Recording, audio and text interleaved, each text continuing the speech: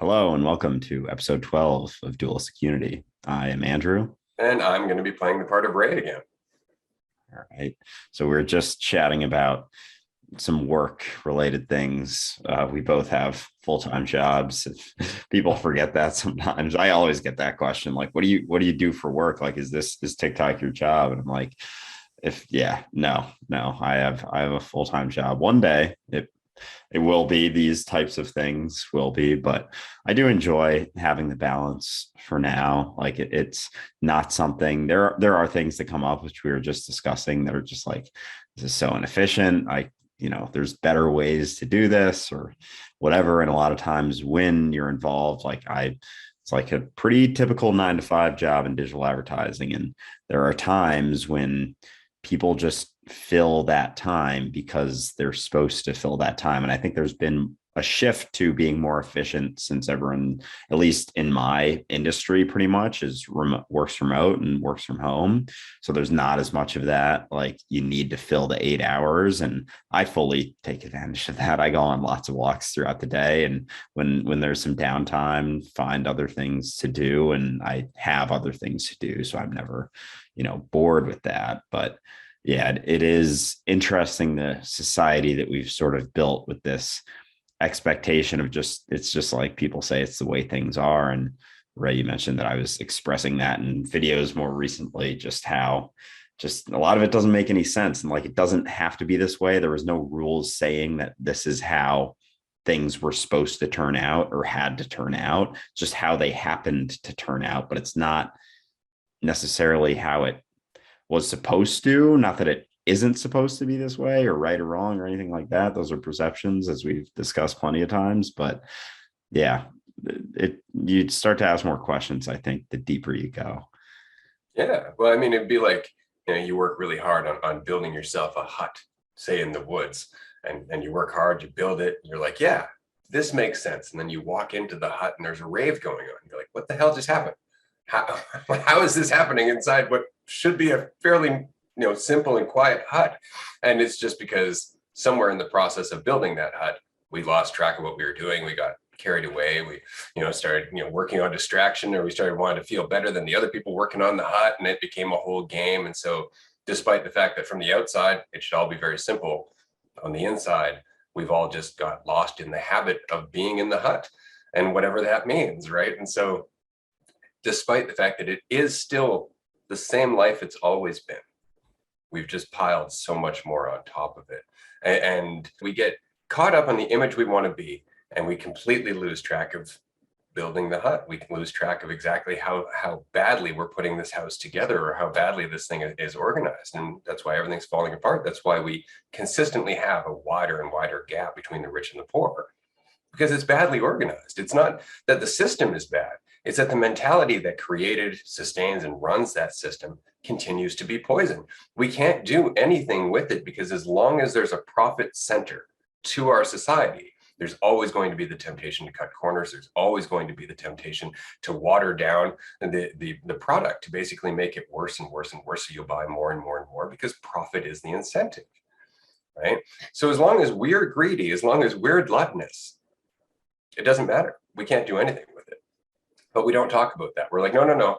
We just got to change the economy. We just have to change the monetary policy. We just have to change the regulations for the banks. It's like, no, we don't. This isn't about the economy. This isn't about the monetary system. This is about us not being able to get over this idea that we need more and more and more.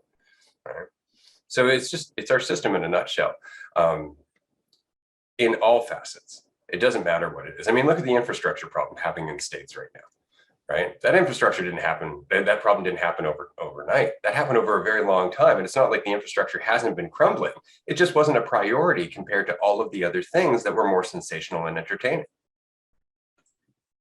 Yeah. And it's almost like we've built this idea of the peak and of like the pinnacle of being, like you said, like rich and famous. And I don't think people like take enough time in their lives to actually think about what their peak or pinnacle would look like, because I've taken some time to do that, and being rich and famous is not it. Like there are so many other parts to life and existence than that. And for whatever reason, that is where our society is sort of fallen upon. And I actually had a guy on my podcast yesterday. His name is Eric. He's from Canada. He lives in the Canadian Rockies, and he creates content of his family. They're a big outdoors family.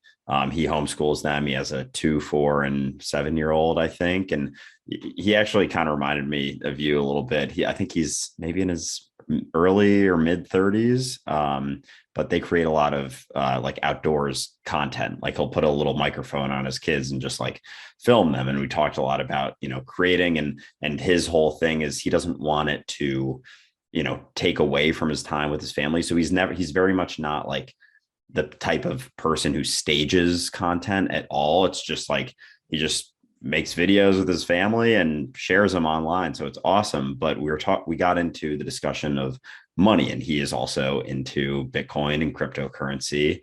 And he was talking about how he does the content, and they have built up a pretty good following, but he also is snow patroller on the side and has a certain amount of income coming in. I think he said his family lives on around like 60 to 70,000 Canadian dollars a year. And we were talking about investing in Bitcoin. And I was talking about how I'm pretty risk tolerant when it comes to those things, because I'm young and I don't have many responsibilities. And it's like, why not? But his perspective was kind of similar, but in the sense that he already feels like he has enough. He is fully fulfilled in everything that he does. So he's dumped a lot of money into this stuff because his thought is he believes in this and he thinks it can go somewhere, and he already is fulfilled. So he doesn't need that money. But if he is correct and it were to hit, then it would be cool. And there are all these things in his community that he would want to be able to use the money for. So it's almost like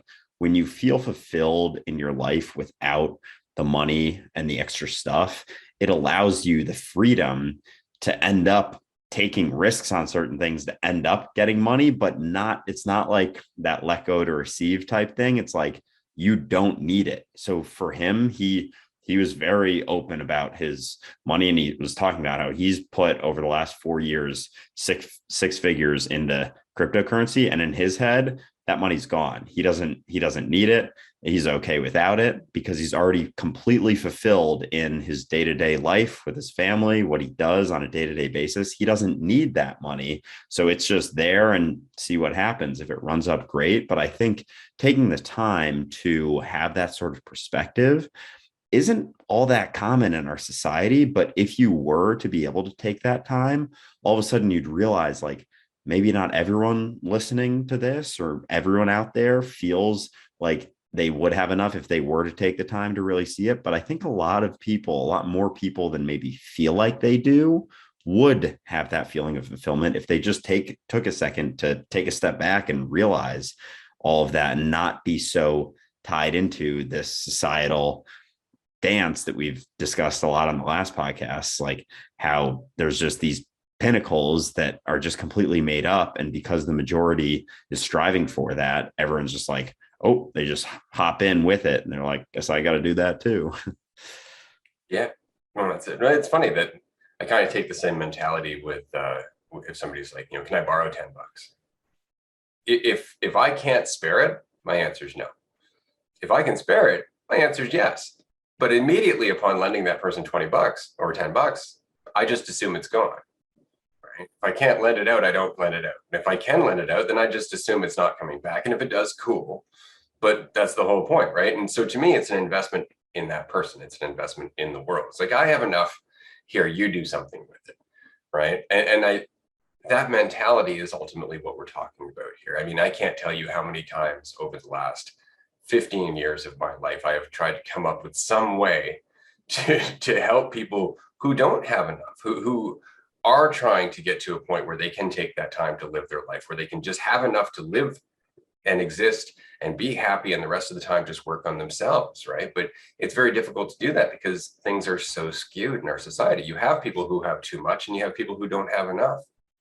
And so how do we get to a point where those of us who have enough can distribute it to people who don't, without the middleman, otherwise known as the government or charity or business, taking a chunk out to satisfy themselves? How can we just immediately distribute it to the people who need it. And this is where cryptocurrency immediately tickles my fancy and gets me wondering, like, how can we use something like blockchain technology to keep track of everybody's needs? How can we use blockchain technology to distribute wealth across everybody so everybody has enough, and then the rest of the time we can, talk about our insights and share information and grow as people and do all of that. And I mean, if we wanted to, it's not like it'd be difficult to do. I mean, so you and I started a community Discord for dualistic unity, for the audience to have a chance to meet and chat, talk to one another without us being necessarily in the middle. Well, as that grows and those people start to talk more and more and more, we're ultimately going to end up making a bit of a profit off of that. We're going to be able to make some money off the advertisements. Well, the money off the advertisements can immediately go into community projects that help the people who help generate that income, that help people who are part of that community, right? Why can't we do the same with everything else? I mean, this is ultimately what I envisioned with our Patreon campaign, or podcast sponsorships, or YouTube monetization. You and I only need so much. And then after that, we can put it all back out into the universe, which, as we've discussed, is still you and I. It's still reinvesting in our own life. It's just in the long term. It's in the bigger ripple, right? And so there's a mentality there. And what's nice about that mentality is that as soon as we have enough, what happens? Our schedule decreases. We can literally take more time to ourselves and give to other people as a result of doing so. And so I think that if we were to work at that collectively, if each person were to have the time, like you said, to just figure out what's enough for them, what's their peak, right? And then to allow the community that's with them to help them get there. A rising tide lifts all boats, right?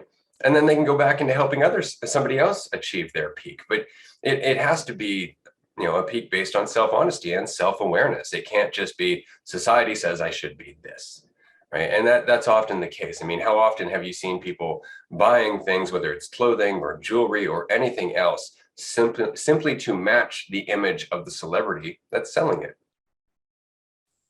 Yeah, all the time. I've made videos specifically about that. I made one last winter about how it's like an interesting paradox when people buy things to impress other people, and in reality, like they get a really nice car, or Gucci, anything, and it's all like that stuff's not higher quality than anything else you can buy ever. It's just got a name on it, and they do it to impress other people and look a certain way. But the type of people who they're impressing are probably also trying to impress other people. So it's like they just feel this sort of distaste for you having that stuff that they don't have. And then the other people who aren't impressed by it and are, I don't know, have more of a impression based on, like the content of your character or something, don't give a shit. And they might see you and be like, why are you doing that, man? Like, what's going on? Like, is everything all right inside? Like, what are you trying to make up for inside through these material items? So it's an interesting paradox where I think people think it's achieving this certain thing. And in reality, I don't know if it really is. I can't. An external cannot give you value. It just doesn't, right? What you do with the external, sure, it could be a reflection of your value, right? That's about it, though. I mean, like, it doesn't matter if you have a fancy car or a functional car if you're just using the car to get something done, right? That's the whole point. Like, somebody's going to look at you for spending $500,000 on a car just to drive to the grocery store and go, you could have fed how many people with the extra money it cost you to get that car? I'm going to go to the grocery store and I'll get there just as fast. Or you might pass me and get there 10 minutes or 10 seconds faster. Woo. Like, it's just really not that big a deal. But it just comes down to the fact that our priorities are so skewed. We just don't understand that value is not something that we can measure. Like, our value is expressed in what we do. It's expressed in our potential. Up until then, it's not something that we can measure or evaluate or anything else. And we really do get this idea that if we just have an idea of our value, that's the same as having an indication of what our value is. And it's not. Until we get over that, we're always going to look for things to validate us. We're always going to look for those externals to try and pad the hole that we're creating for ourselves. Yeah. And even I was just thinking about this, even if you stayed on the sort of selfish approach with how you spend your money, like I find it very fascinating. There's so many people out there doing things day to day that they don't enjoy.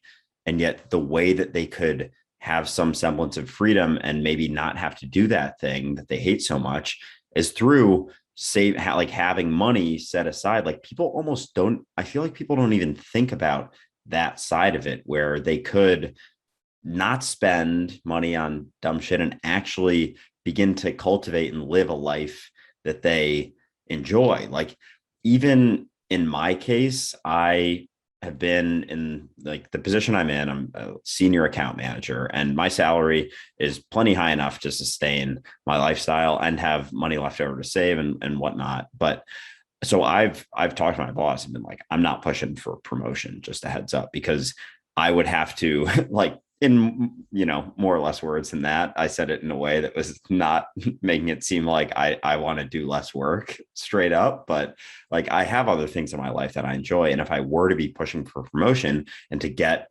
promoted, which involves a 15% pay increase, I would have to sacrifice these other things that I enjoy doing. I would probably have to go from, spending X hours a day to maybe, at least 30% more hours a day in order to take on another project to prove that I'm ready for promotion or whatever. But I know that what I have right now is more than enough. I have been able to take a step back and be like, I don't need that extra 15,000 or whatever percent a year to sacrifice the amount of time, because there's another big part of my life that I really enjoy doing. So if people were to realize that if they were even just on the selfish side of it, like to save more and really figure out what actually adds value to their life and not spending money to try and cultivate this perception that they want people to have about them through what they own and all of these material items,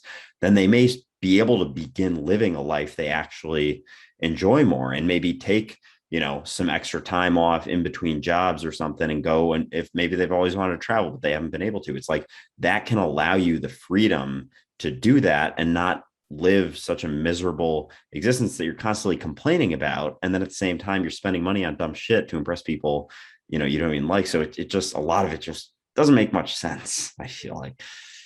Right. And well, and we get to a point, or at least as we grow up, we start to realize it doesn't make sense. And unfortunately, that's where the banks and the businesses have figured out, well, we need to get to them before that point. So when they're 18, 19, let's offer them a student loan. Let's give them a credit card. Let's give them, easy access to money they haven't earned.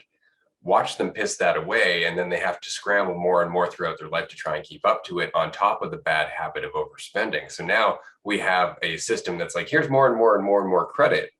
Don't worry, we got your back.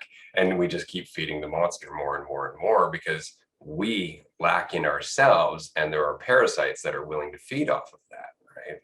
And that's where the argument tends to go towards the system trying to keep us down, or those in power trying to work against us. And I just want to reiterate again that this is largely just because of the environment that we've created, that we give those people the chance to flourish, because the environment we're in reinforces their behavior, right? Like we reward people for being greedy because our society gives them the ability to continuously hoard more. If we were to remove that ability, we would find that behavior to be less prevalent. But we encourage that behavior from a very young age. We encourage it in everything. Get more and more for yourself. The more you have, the more valuable you are. And so when you have a system that traps us in that and then makes you invest in that to the point where if you were to wake up and go, yeah, I don't want to value all this anymore, it's like, well, you still have that credit card payment, you still have those mortgages, you still have that lease, you still have that contract you signed, and we know that you did all of that in a state of confusion, but that's not our problem. And so that's it, is you have to start working against that. You have to start going, okay, I'm just going to cut out these credit cards, right? I'm not going to use that. I'm going to go the hard way for a little while so I can clear the slate, which is technically what the economy should have done back in 2008, right? Like all of those companies that were too big to fail should have failed. And we should have picked up the pieces and started from there. But we always try to avoid the pain, and so we sustain the pain. Yeah, I feel like with the mentality of kind of the hoarding and stuff, it comes down to the mentality. If someone still thinks, which I think is vast majority of people, that they are just this human, then, and they're not anyone else, it's like great to have, empathy for others in a way of like, kind of thinking about putting yourself in their shoes, even if you can't necessarily understand that you would be them if everything, was traded essentially. So if you still think that you're just this human and you're very much separate from everyone and not this deeper I that we all are in the awareness of the universe, then it's a lot. I feel like it's a lot tougher to get to that place. So it's almost like that has to precede this. And since realizing this, even, as recently as I have, it's become a lot clearer to me. And it just makes sense that, because like I walk through the street now in New York, I see everyone way differently than I did 4 months ago. Like significant, like I see that is me. That is me passing me on the street.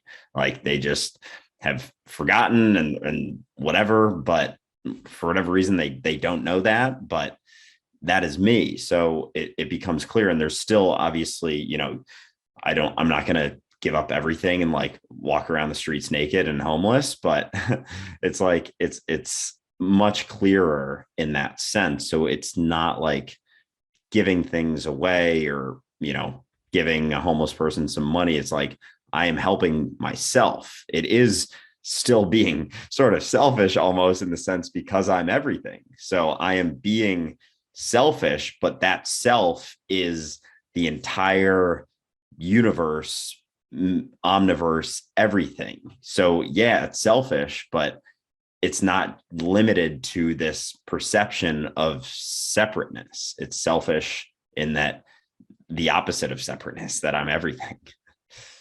Yeah, exactly. Well, it's because it's the abandonment of self, right? It's like, oh, I have no borders anymore. I should take care of all of me.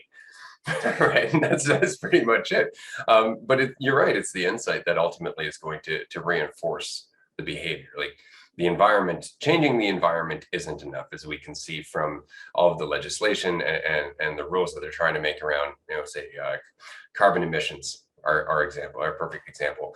Creating a carbon tax isn't going to fix the problem. I mean, look at Tesla, right? Tesla creates electric cars, and they don't make any profit whatsoever on their electric cars. What they do is they end up getting carbon credits because they're creating electric cars, and then they sell those carbon credits to the car companies that are creating oil-based cars. So the car companies that are polluting the environment buy the credits from Tesla so they can continue to pollute the environment, and Tesla comes out looking like they're saving the world, right? So is that for real? Holy fuck. I did not know that. Oh my God. So again, it comes down to the superficial isn't ever going to solve the problem. We have to look deeper. We have to look at ourselves. We have to look at the system that we're continuing to perpetuate, which is not transparent. Obviously, like if all of a sudden you find out something like that, well, no doubt you're starting to wonder what else you don't know about, and it's because the system is designed to make sure you don't know, right? It's made sure so they can do those backroom deals, and they can do the additions to the infrastructure bill, for example, like Biden's infrastructure bill, where it's like, oh, we're focusing on America's infrastructure. By the way, if you use cryptocurrency and you want to trade over $10,000, we want all your personal info. It's like, that has nothing to do with infrastructure. Why is that in there? Right. And that's the point, though, is that the system isn't transparent. The system is made to cut corners. The system is designed for the people who are in power to do whatever they want. And you would have to be on the ball all the time, looking through each and every bit of legislation that was passing to even have an idea of what was happening. And that wouldn't even be enough because of how much is happening. Right. And any system that's that complex and that convoluted shouldn't be. And the only reason it is because it's habitual, and the people in power want it to continue to be habitual. That's it. It's something that's going to change. But so here's the thing, right? We keep talking about this, and we're doing this podcast. We're encouraging this conversation. We're trying to get people involved. And that is a part of this change.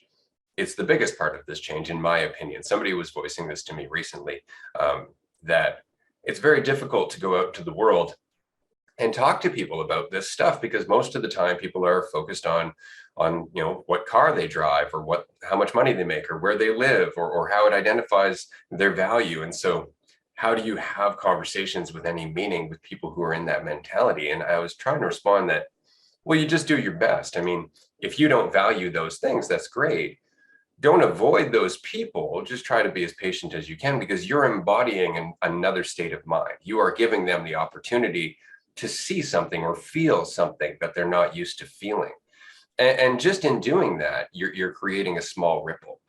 But because the dominant narrative is so egotistical, here we are having this conversation, and we're encountering a lot of awkwardness. We're encountering a lot of resistance, because we're on the one side that's kind of turning the tide. We're on the other side of the tide turning. So yeah, it's going to be difficult for us right now. It's going to be difficult for us to continue to have this conversation in the face of all of the opposition, because that opposition is just habitual and it's been ongoing for such a long time. But it started somewhere, right? We started in tribal society. We started in a more unitary mentality. It took the ego time to twist us. It took the ego time to travel from person to person to person, to reinforce itself structurally into the bedrock of how we run our society. It took time. It took thousands of years for us to get this lost. It's going to take some time for us to wake up. It's going to take some more time for the ripples to start to spread, but they are spreading. Over the last 20 years, I've just been watching this conversation go from being ridiculed to being acceptable to being wanted. More and more people want to have this conversation now. That's so encouraging to me. I mean, out of 10 people I meet, it used to be 10 people who would run, maybe a half person out of every 1,000, right, would say, yeah, let's talk about that. Now it's 2, 3 out of 10 people have some interest, not in realizing we're all God, because that's going pretty deep, admittedly, but in realizing they're not what they think, in realizing that their suffering is largely exacerbated by the illusion that they're caught up in. People want to talk about that now.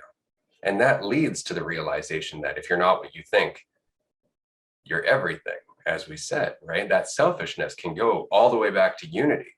But it's just in spreading the awareness, like, this is just a ride. This is just an illusion. It's not what it appears to be, right? And then that's it. And that's what we're doing. And the environment will change as a result. Yeah, certainly.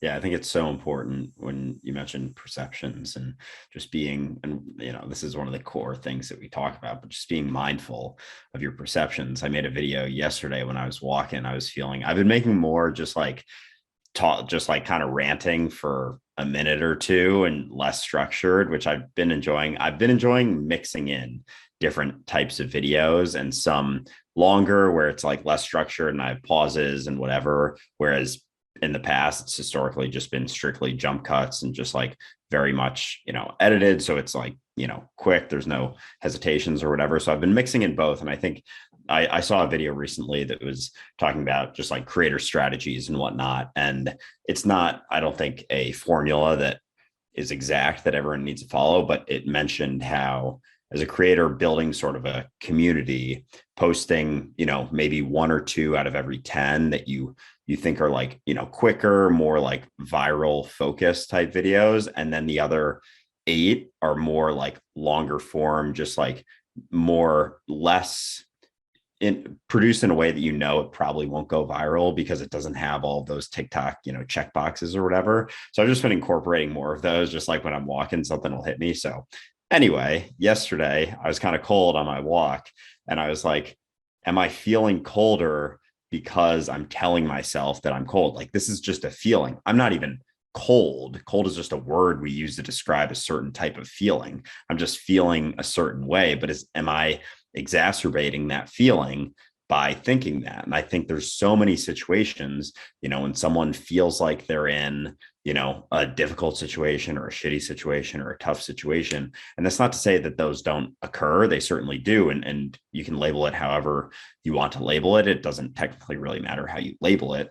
But at the end of the day, your perception of it can potentially be exacerbating that situation and making it worse than it actually is, because you keep telling yourself how bad it is. And it goes back to your brain trying to latch onto and confirm, like using that sort of confirmation bias to confirm all of your beliefs about the way that things are. So that's a huge part of our society. And you have a certain belief about the way things are, your brain's just going to keep trying to confirm it. It's going to start picking things out. That's why, you see or start looking for a red car online that you want to buy. All of a sudden, all the cars you see are red. And you're like, did all these red cars start driving into my life? No, they were always there, but you were just, you've been thinking about it. So your brain's confirming that they're out there because you want to purchase it or whatever. And it goes for so many things, but just being mindful, and it's going to happen. It's always going to happen, but just being able to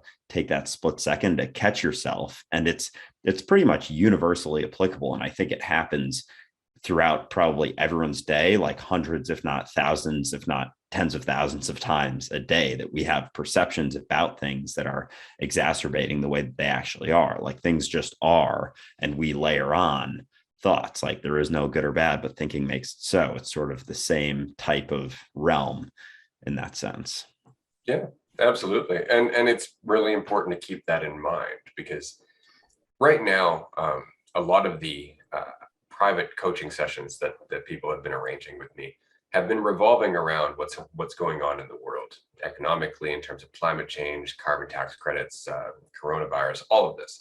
And people are panicking, admittedly, because it feels like everything's kind of falling apart. And those with, let's say, less than honest intentions in power are trying to solidify their grip on what's happening. And they're trying to solidify their control of our lives in every aspect, whether it's monetary or otherwise. Like I was saying about Biden's infrastructure bill is a perfect example. And so people are starting to panic. They're starting to view the world as being increasingly encroaching on their lives. And it's because we hear about this stuff every day, because we hear about more and more how afraid people are, and how much the powers that be are doing to try and solidify their own power. And so the common perception is, oh, we're screwed. They're going to take over our lives. And it's important to remember, just because you perceive them making a power grab doesn't mean it's because they feel like they're in power. If I was in power, I would want you to view me as being all powerful. I would want you to view me as being in total control of you being a victim, because there's no way I can have that much power over the world. The world's too big. There's too many influences. There's too many players, right? So I would want you to view me that way, straight up. But the other point is that if I was in power and I was suddenly making big moves to establish more power, that's not me making power moves. That's me desperately scrambling, because the system that I created over decades is falling apart.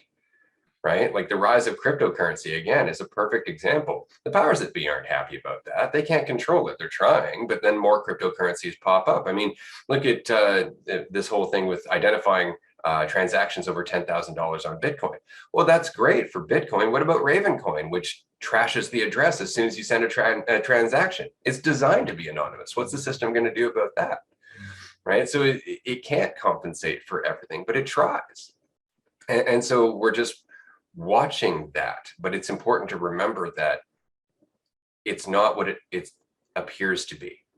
It's not that the system is getting more control. It's that they're losing control, and they're trying desperately to solidify that control because they don't know what the future holds. I actually have a kind of a fun theory if we're talking about ripples and vibrations and common mentality. Have you noticed that all these billionaires seem to really want to get off the planet lately? They have, yeah. I think it's because we're growing. Their place isn't here. They're feeling more and more out of place. There's nowhere else to go, right? That mentality it's not going to survive into the future. It just won't. Yeah, I can't remember if before the first episode we decided that COVID was a topic we were going to stay off of. Okay, should we stay off of it, you think? Yeah. And the only reason, and I want to say, okay, we'll include this in the podcast. The reason that we don't get into the coronavirus conversation is quite simply because there's too much rhetoric on each side. It's just that both sides of the argument are exaggerating for the point of making their point. And so like the other day I was saying that comparing a mask mandate to Nazi Germany is a lot like comparing coronavirus to smallpox. They're both exaggerations. right? Coronavirus is not smallpox. It doesn't kill 30% of the population, right? And a mask mandate isn't that big of a deal. At the end of the day, you're just being asked to be more considerate around people who may be panicking or afraid that they're going to catch something. That's really not that big a deal. I mean, we do things all the time for the sake of consideration. We create bike lanes on the road.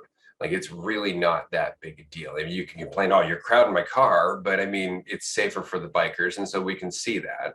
And so we just do it. But until we can get to a point where we're talking about this honestly, and more importantly, until we can get to a point where the argument is absent of monetary incentive, there's really no argument we can have that's going to go anywhere, because there's too much vested interest in either side being right. There's too much vested interest in the other side being wrong. And until then, until we can actually just come to the point where we're all on an equal playing field and deciding what's best for us as a species, what's best for me as an individual, and what are the actual facts? What is the decision that I'm making here? It's very difficult to have this conversation. And I mean that because there's no transparency. As with everything in the system, there's just no transparency.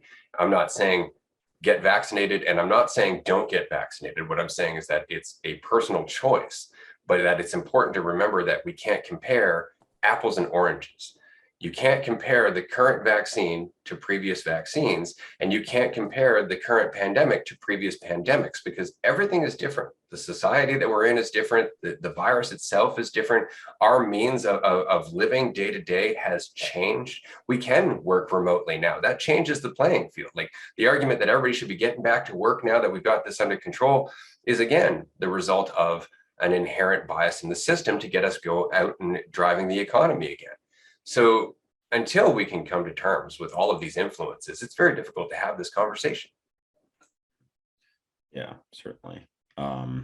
Yeah, I think something else that has always been a part of my life and questioning and things is just when it comes to, political conversations, just the idea that I feel like with our conversations, it's like a separate sort of thing. And I think we're able to see, because I feel like everyone feels a need to identify with a certain side, or feels a need to identify someone else in a certain side.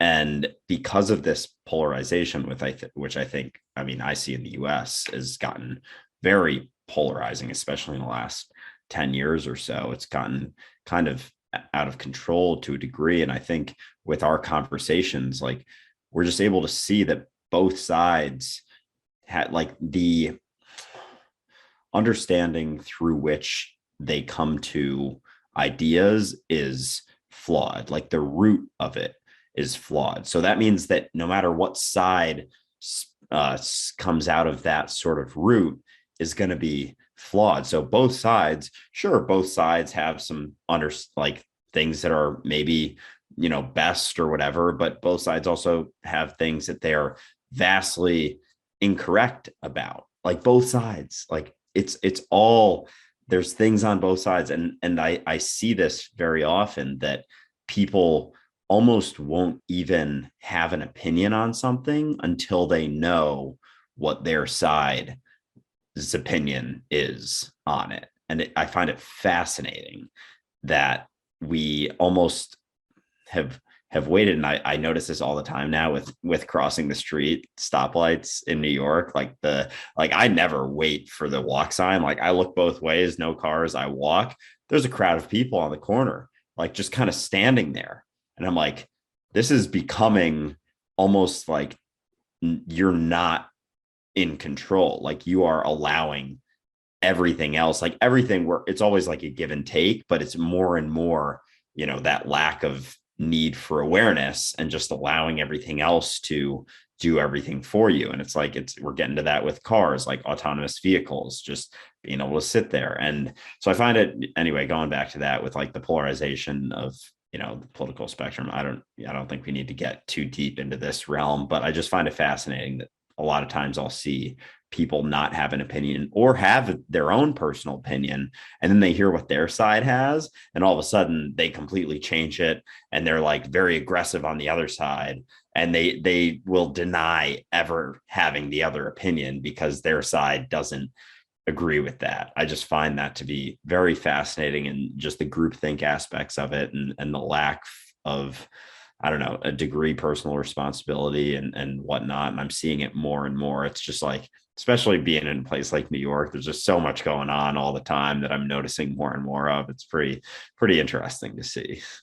Yeah, well, it's the rhetoric, right? Like the rhetoric is what's dangerous on both sides. And see, my perception on the whole thing is this, and I avoid the conversation because, in all honesty, it's not a conversation you can have rationally most of the time, right? But if you wanted to be vaccinated because you have concerns about your health, perhaps that you don't watch your health most of the time, or perhaps you're in an age range where you're at a greater risk, and you think that it's going to buoy your immune system and allow you the opportunity to protect yourself better.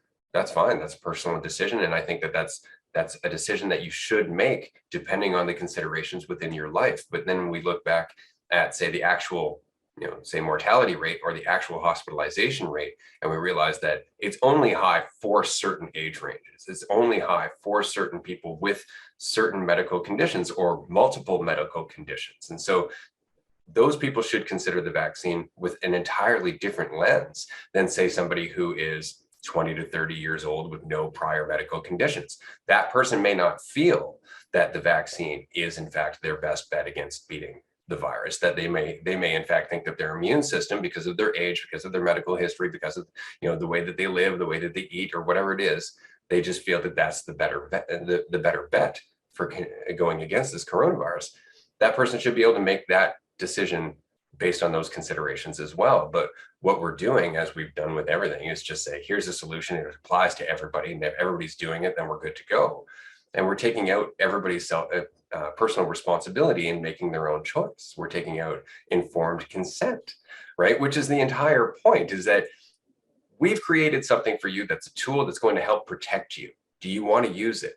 It's not you must use it, because that argument doesn't even make sense. It would make sense if the vaccine stopped transmission.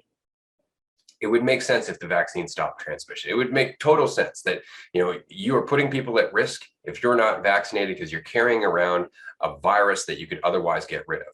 But the vaccine doesn't stop transmission, and it doesn't kill the virus. It's not like the smallpox vaccine, right? It's not the same thing at all. So vaccinated people are still carrying the virus.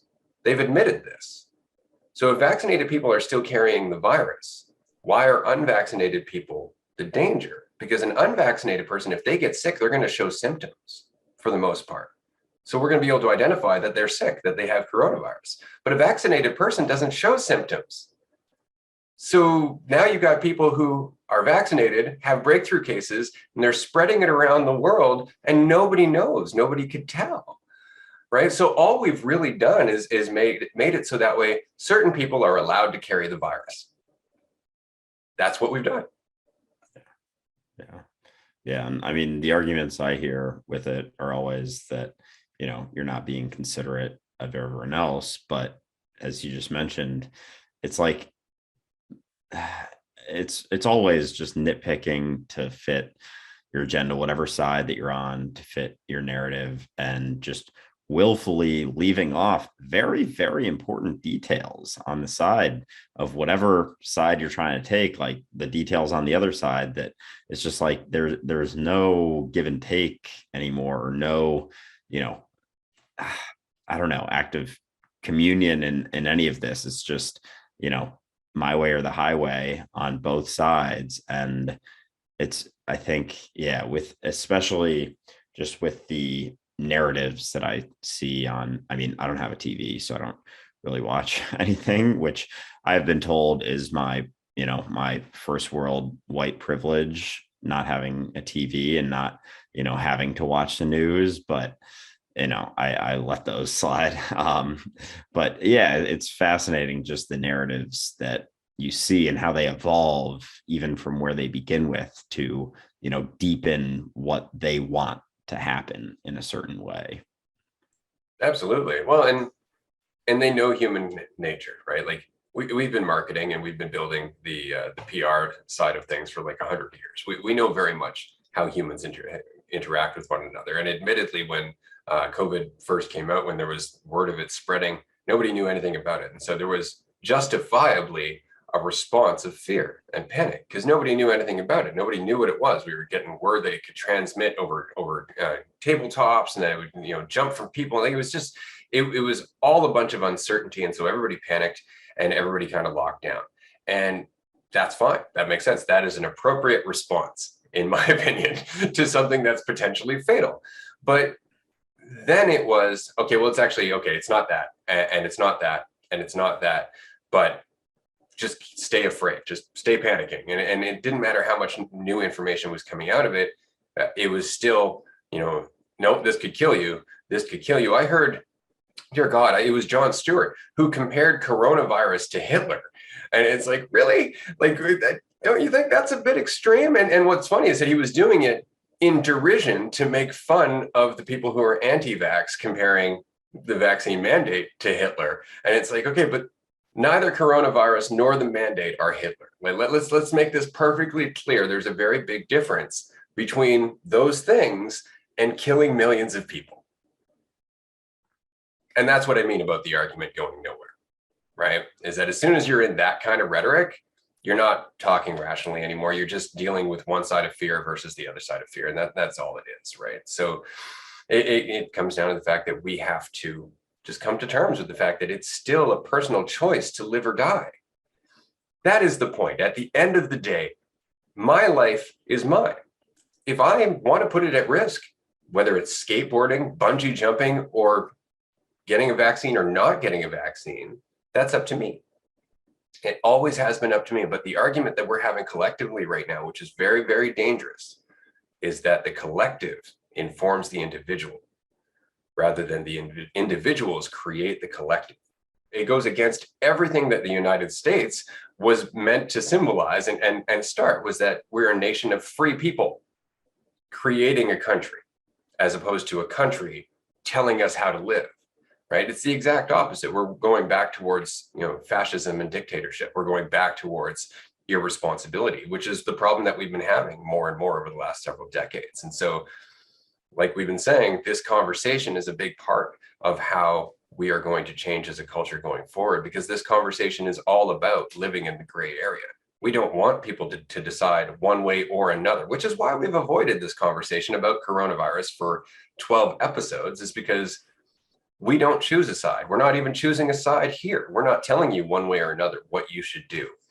We are saying that it's your right to choose one way or another, and that only your right to choose is the point, because you can't tell other people what to do and expect them to do it. You just can't. And if you're going to do that, then you can't complain when there's conflict and people calling you a fascist or a dictator. That's just how it goes. And likewise, for people who are anti-vaccine, it's okay to make the choice that you don't want to have a vaccine. You don't have to go to the extremes of saying that, it's going to kill you. If you get it, you're an idiot. If you get it, you're subjecting to the system. You're a sheep. You can be a rational person and still believe in medical technology. There's not a problem with that. You can question medical technology, or you can believe in it. It's the same argument we've been having for years. It's like OxyContin, right? At one point, OxyContin was introduced by the pharmaceutical companies as, it's going to save people. Look, it's a wonder drug. And then all of a sudden, we have teenagers that are committing suicide and are getting hooked on this right away, right? And it's like anything else. It's a pharmaceutical drug. There's a profit behind it.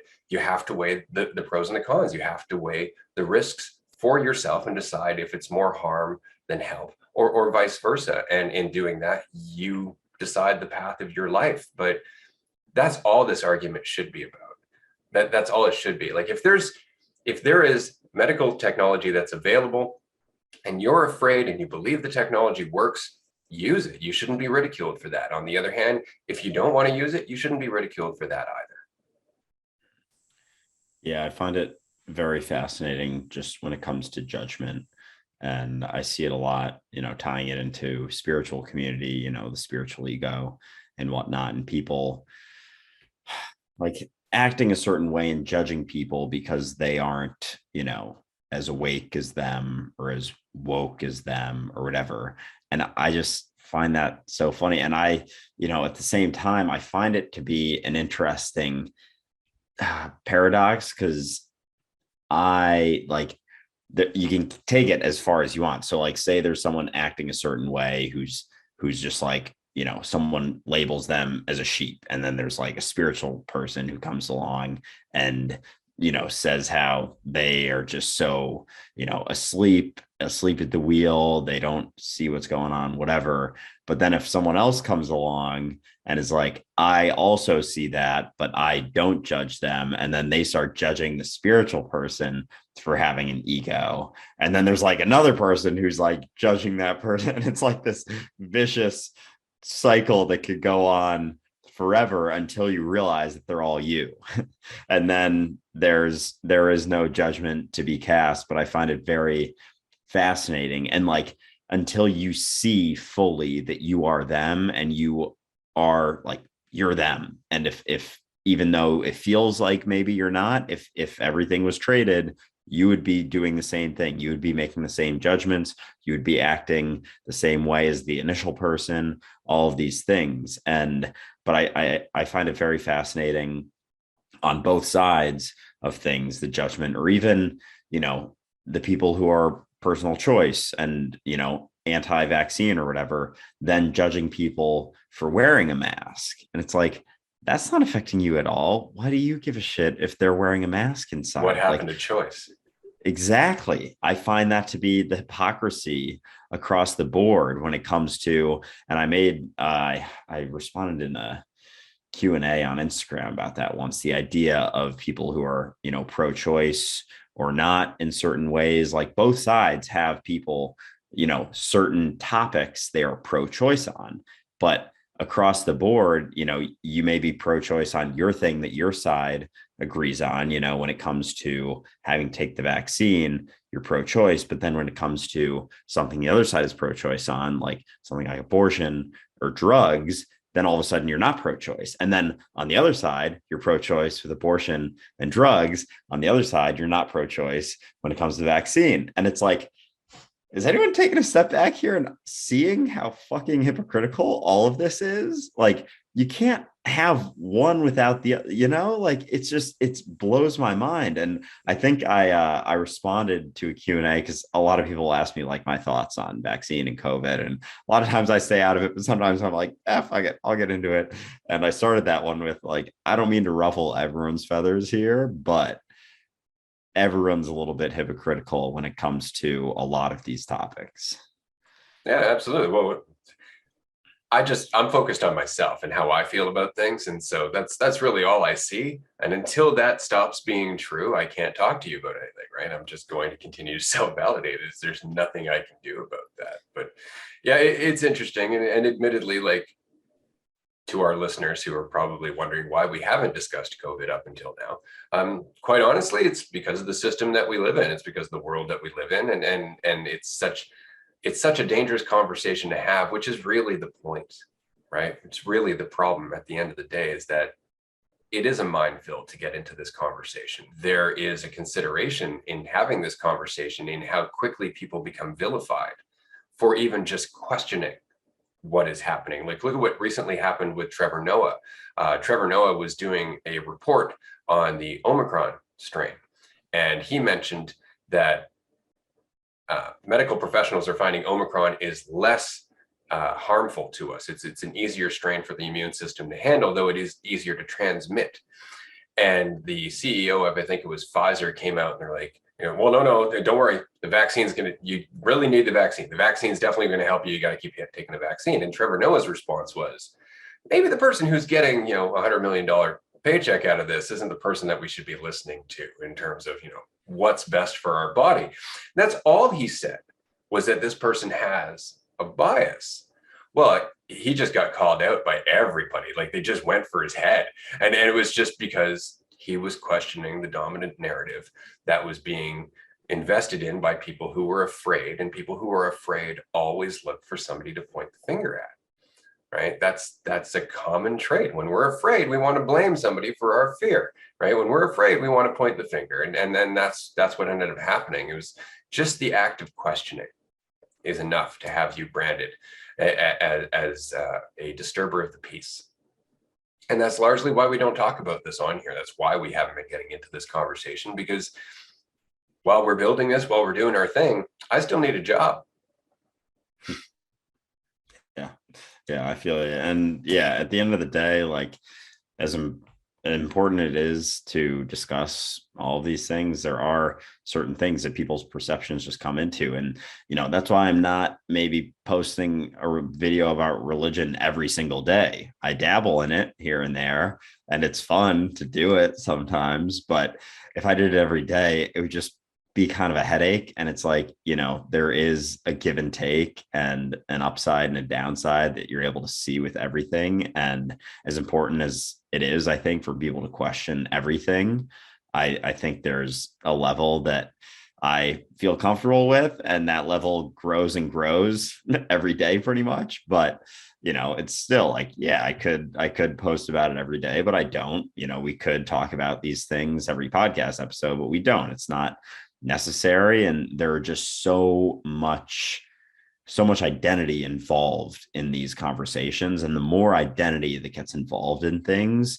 the I don't know, a little bit more careful you have to be, quite frankly. And the amount of time you have to spend just wondering if it's worth your effort and energy. And we've gotten through a lot of stuff without discussing this in 11 episodes. So I think we're doing just fine. But I had a guy last week on my podcast who does food content. We were talking about, hate comments and whatever. And I'm like, how do you get any hate comment? You post food that's like slightly healthier than the original thing to help people promote a healthier lifestyle and potentially make it easier for them to lose weight if they so want to, or just eat really good food that's a little bit healthier for them. And he's like, yeah, well, when it comes to food, people are closely, and we got to the point of discussing identity and how closely identified they are with their food. And especially when it comes to cultural foods is where he gets the most like hate comments, because he'll make it in a way that is not the typical way that people make it, so that it's, a little bit healthier. He swaps out a couple things here and there, still tastes really good. But, even he gets comments on there like, this is so wrong. Like, who do you think you are? And it's like, he's making food recipes out here. Like, you got to be shitting me. Like, this is insane. But yeah, it comes back to identity, and when people are very much identified with a side, and I think that comes into politics a lot, and religion and food here and there. But the closer people identify with something, and the more fear that they have, like providing that identity, or kind of underlying fear they have that goes along with that identity, that if they were to question it, a lot of overwhelming fear would come into their life, the more angry they get when you question it. Because I was actually something else. My cousin follows me on TikTok. I actually sent her our podcast because I think she'd really like it, but she is not religious, has kind of gotten out of that. And I noticed she commented on one of my religion videos, and I was texting her about identity and how everyone has a little bit of doubt when it comes to certain beliefs. And they just, like, everyone has that little bit of doubt. And if you question that doubt, they get very angry about it because they don't want to question it. So when it gets questioned for them, they don't want to go down that route. And it leads to them coming at you and your character because you are doing what they are afraid of doing. Because again, that high level of fear comes in as soon as it's questioned, and as soon as their doubt gets blown up a little bit, all of a sudden they become very afraid because they are relying on that to settle their fears. Yeah, and that's the real pandemic at the end of the day. Like, if we're going to talk about the real plague that humanity is going through, it's this investment in our certainty that's just gotten out of hand. And then that's all it is. And I think that is the real problem. Pandemic, economy, climate change, all of that aside, how we deal with all of those problems are distorted by our overinvestment in identity and certainty. right? Until we can address that, until that tide starts to change in our society, we're always going to end up in these childish arguments with people who aren't even able to see what we're arguing about, because their own value is wrapped up in it, right? They won't have ears to hear, right? It's like in Isaiah, they say, you'll have eyes, but you will not perceive. You'll have ears, but you will not hear. It's exactly the point, right? Is that it's like we're speaking different languages, and it's because our focuses are different. If I'm focused on my illusion, everything that comes through is twisted by that illusion. Doesn't matter what it is, right? And until I can see past the illusion, I can't hear you. I can just hear my interpretation of you. And that's what we need to work on, which is why, again, this podcast is so good in terms of not choosing a side one way or another. We're not advocating against society or the system. We're not advocating for the system. We're talking about being reasonable in the establishment and the maintenance of that system. We're talking about being realistic in how big that system can be and how much influence it should have over our life. Like, all we're ever talking about in this is being reasonable, living in the gray area, taking responsibility and maintaining a state of awareness, so we're not getting overly caught up and spreading this plague of ego, as it were, without meaning to. And as soon as we can come to that terms, well, or to that point, well, then all of a sudden the ripples that we're making change. They change entirely. And all of a sudden, those people who at one point couldn't hear us realize that the sound has changed that's coming through their illusion. Like, they can see there's something that's not working the same way. That's the one thing I've definitely realized in my life, is that as I'm less involved with my ego and I talk to people who are still looking at me through theirs, they don't respond the same way to me because I'm not responding the same way to them. And so all of a sudden, it's like what I'm doing is so out of alignment with the illusion that they're invested in that they have to question the illusion. They're like, why isn't this fitting? Why doesn't this person care that I'm judging them? Like, why doesn't this person care that I keep trying to, put them down to validate myself? Why are they still smiling? And stuff like that. And it's just all of a sudden it has a ripple because it makes them uncomfortable enough to question their perception. That would never happen if you were to go, question your perception. Why don't you see it? They won't listen to you. They can't, right? Because you're making it about you instead of allowing them to make it about them. Yeah, certainly. And I think when it comes to, the communication of these ideas and perceptions, I think I really enjoy that we're, expressing all of these things, because something else I want to brought up was I listened to at least like the audiobook version of the Gospel of Thomas, and it was like I resonated with a lot of it, but like a lot of them were still, I was like, I could maybe see where he's coming from with this one, like just because I understand these things that we talk about these things so much. But like, 5-6 months ago, a year ago, like none of this would have made any sense whatsoever. But at the same time, I think there's like there's an infinite amount of ways that someone could perceive it, but there's kind of like two main ways, like the literal or the metaphorical. And if you take it literally, I think that's where Christianity was sort of built, was all of his messages were taken literally, and they were never meant to be taken literally. So I was able to understand, because I knew they weren't literal going in, so I wasn't even trying to understand them literally, but I could see, I was like, oh, that's where Christianity got that sort of thing. And it's like, how did they take that to be literally? And that's why so many things don't make sense, and we have so many, like, I don't know, silly stories out there, because the way that he spoke, the way that Jesus spoke, was very much, I don't think, supposed to be taken literally. But if you take it literally, it comes out with some crazy stories. But at the same time, like, even where I'm at right now, I was not able to fully grasp everything he was saying. I would have to go back and listen a few times, and if I wasn't paying very close attention, it was no chance whatsoever. For sure. Well, and there's such a big gap in language, right? Like, we're talking about a scroll that was literally, found and has been translated, but it's not like it was intact, right? So we're doing the best we can with essentially an almost dead language, trying to interpret it into English and the symbolism and the metaphors that we would use. And so it's very difficult. It's kind of like reading the Tao Te Ching, right? Like, depending on the translation of that book that you find, it will mean an entirely different thing to you. right? Like I've read translations where reading The Archer, which is probably one of my favorite passages of that book, I walked away going, what? Because it wasn't translated by somebody who understood what the hell they were talking about. They were just translating the words as they understood them. They didn't have the understanding of what the message was, right? Which is always the point. Like I've had people all the time come to my videos and they'll quibble about a word that I used or an expression that I used. And it's like, well, that's not quite accurate. It's like nothing. It's language. Of course, it's not accurate. The question is the meaning coming across? Or are you allowing the meaning to come across? Or are you quibbling on the words to avoid the insight? Are you quibbling on the words to make it about me rather than what I'm saying? Right. And that's always the case. All of our stuff gets twisted by that. Even this podcast, I guarantee it.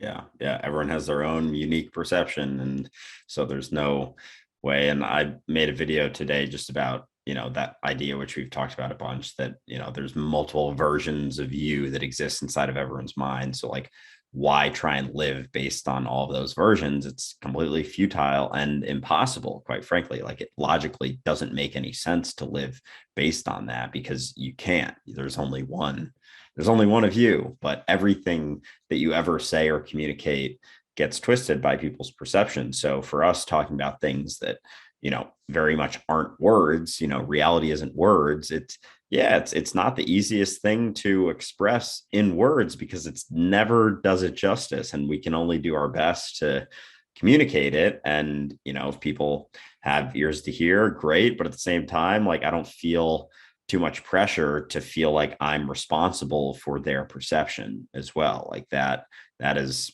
their call. And if they get it, great. If not, that's okay too. It'll come. But when you brought up Alan Watts, I was actually wanted to talk about him for a sec, because to me, it seemed like, especially more recently listening to his stuff, because I was listening to his stuff like, I don't know, the last few years.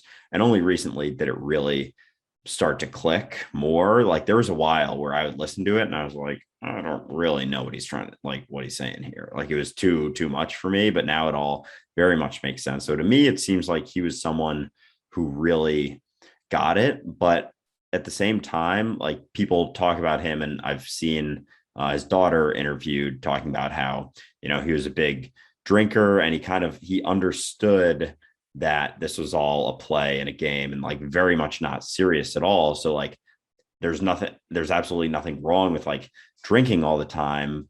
But at the same time, do you think, and you've mentioned this too with like Jim Carrey, how it seems like he got it, but it maybe has maybe lost some of the luster that he had a little while ago. Do you think that it's just because you always, for situations like that, like you have to stay sort of on the ball, and as soon as you start wavering from that, or bringing in sort of more identity into it can, I don't know, shield or fog up that sort of clarity to a degree. So I was curious your take just on both of those people, because they're two people who I have, a lot of respect for, and have listened to a ton of their talks and speeches just about these concepts for a while. I think that's interesting because it kind of follows up what you were saying about not, if you get it, great, right? If you don't get it, that's on you. I'm just out here throwing seeds.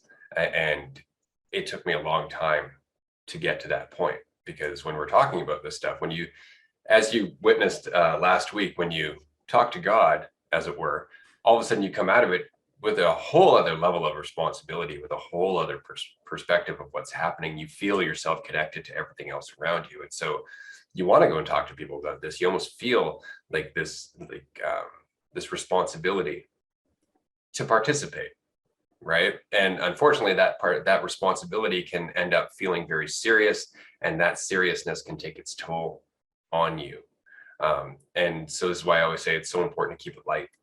It's really important to keep it light. And it's because you can become hyper aware of your ego and learn to keep it compartmentalized, but then never get over it. You're always just compartmentalizing it. Like, oh, that's my ego self. this is who I am when I'm not identifying as that. And it's just constant work. It's the constant work of not identifying with my self-image, including as a teacher, including as, somebody who's enlightened or aware or anything. I mean, there can't be an intention to this conversation. And as soon as you have an intention, it loses all of its fun. It loses all of its energy and its enthusiasm. And that is the danger in becoming a public speaker. That's the danger in having this conversation and even doing this podcast, is the idea that you start to take yourself too seriously and you start to take your role in the whole and in this ripple too seriously. And it just becomes another religion, right? It becomes another discipline, and it can't be, because that's not how we want to live, right? It's really not. And so when you do take it that seriously, it's very, very difficult to shed that. Like, it's funny, you almost learn to shed one weight, but then you end up carrying the weight of everything as a result. And if you're doing that, it's because you have an idea of that everything, and you're still holding on to it, which is what we were saying earlier, is that things are never what they appear, right? Things are never what they appear to be. And that insight in itself will bring you straight back to reality, right back to uncertainty in the present moment. Doesn't matter what your narrative is, doesn't matter what you think is happening.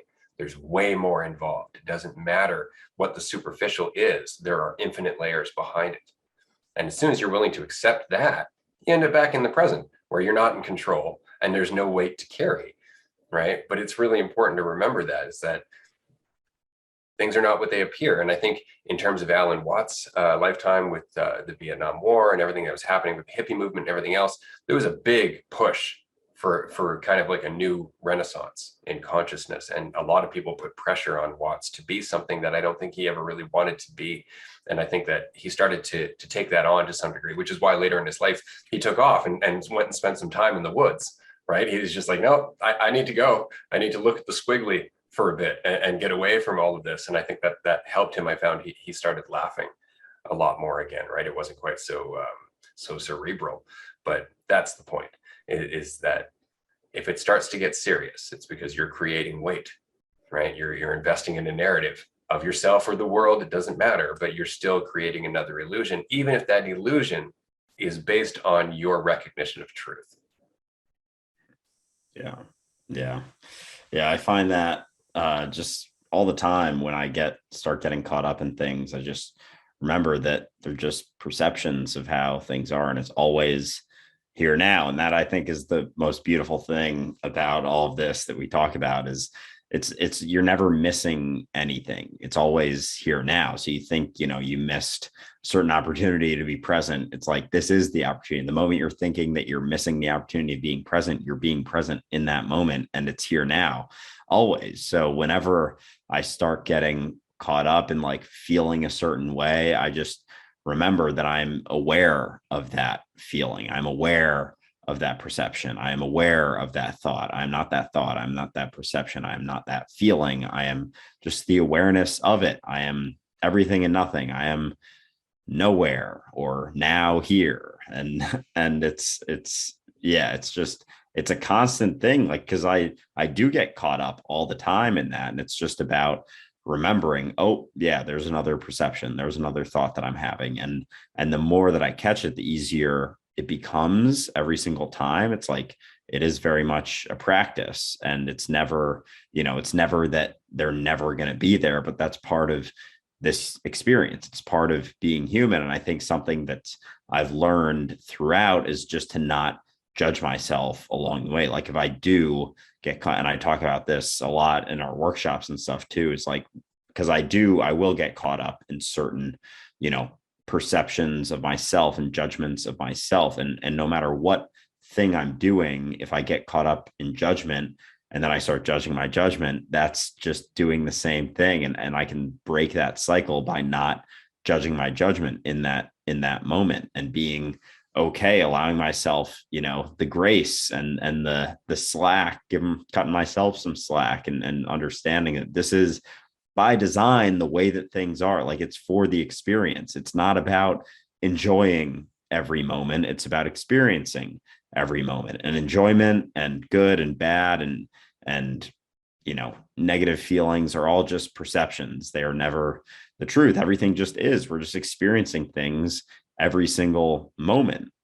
And there is no single moment. It just is. It's eternal. It's right here and now, always. So it's like no matter how deep you go into belief systems or identification or perceptions, it's always that one step of becoming aware of what you're doing and realizing that you're here now and that's it. Yeah. And what's funny is that, so we talk about, God or the recognition of unity and that impression of infinite intelligence that goes with that, or the experience of infinite intelligence that goes with that. And that feeling has inspired people for, thousands of years to go out and try to spread the word of God in one form or another. And not realizing it, that form of spreading the word is actually doing the opposite, right? It's forcing, it's controlling, it's creating an idea, it's perpetuating an identity. So if anything, spreading the word of God is doing the work of the devil, if you want to look at it that way, right? It's sowing doubt, it's sowing control, it's sowing ego. So the real work of devotion to God is exactly what you're saying. It's the constant act of letting go. It's the constant act of being present. It's the constant act of coming back to reality, to be in God, right? And that's what spreads. That's what changes the world. And people are so keen to get an idea of what's my life purpose. I want to align with source energy. I want to align with God. I want to create a new world, a new earth, right? 5D, whatever you want to call it, right? It's like, great, stop trying to do that. Now you're doing it. Right. And that's the counterintuitive part, is that we want to change the world, but the world will change automatically the more present we become, right? Because the world we live in is a result of how not present we are, right? And that's it. So it's a one-step process, not just individually, but collectively. It's just doing it over and over and over again in the one moment that is existence.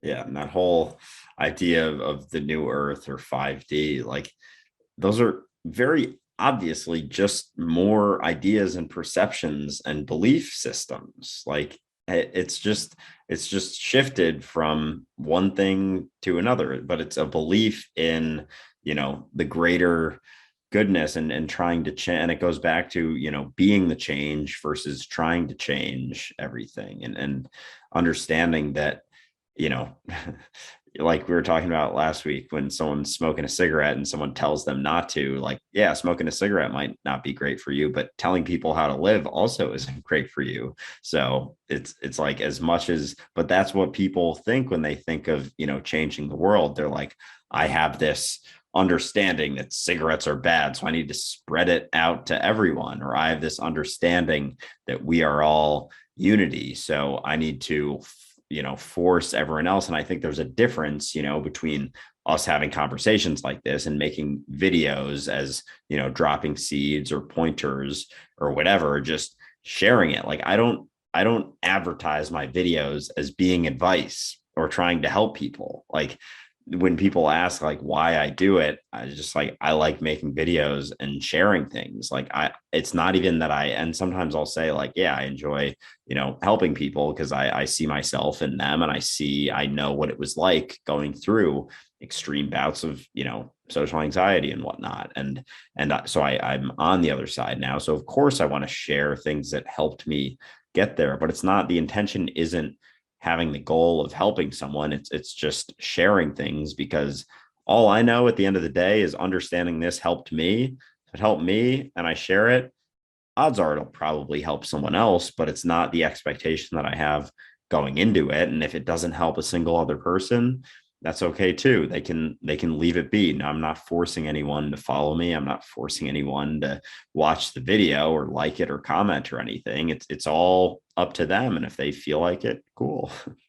That's right. This is me just taking care of my part of what is. Carry on, unless you'd like to get involved, in which case, cool. Welcome to the party. Right. And that's it, is people have to decide for themselves. And we want people to decide for themselves. We don't want this to be a sales pitch. We don't want to be like, hey, follow us, we'll lead you to God, because that's the last thing that anybody needs. It's just another idea of God, and just another idea that you don't know the way or can't find it yourself, right? And so it's just a conversation. It's just having it for the sake of having it, and people who want to participate will, or they won't. But what inspires me about this process and everything that we've been doing here is that we're coming up with ways to find or to create places for people to have this discussion, right? Like our Patreon is a good place. People come and they'll join us for our live streams or the free live groups that we do. People will come and they'll join in the conversation. And that's been super helpful to me and everybody who's been joining us.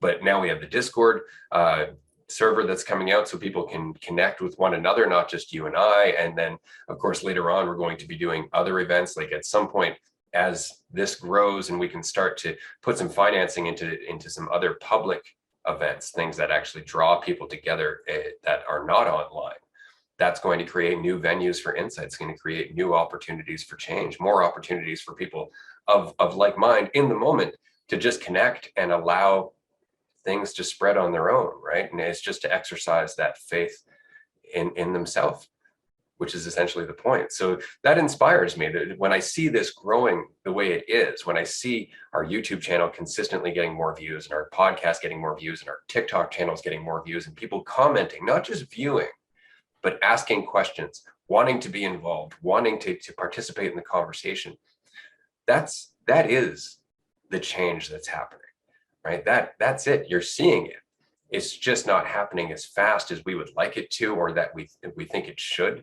But again, things are never what they appear to be. It's happening a lot faster than we think, a lot faster. The revolution will not be televised, right?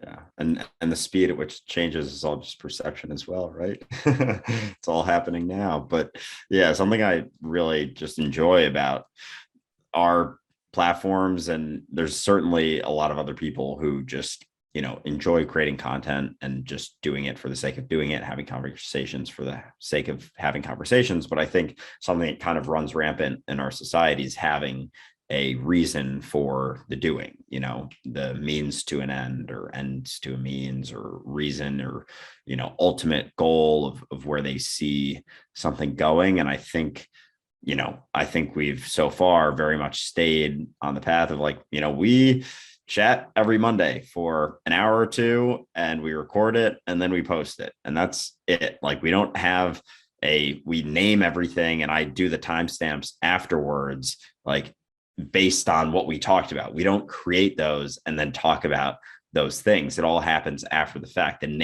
Ray names the episode after the fact, after we go back and figure out what the hell we just talked about for 2 hours.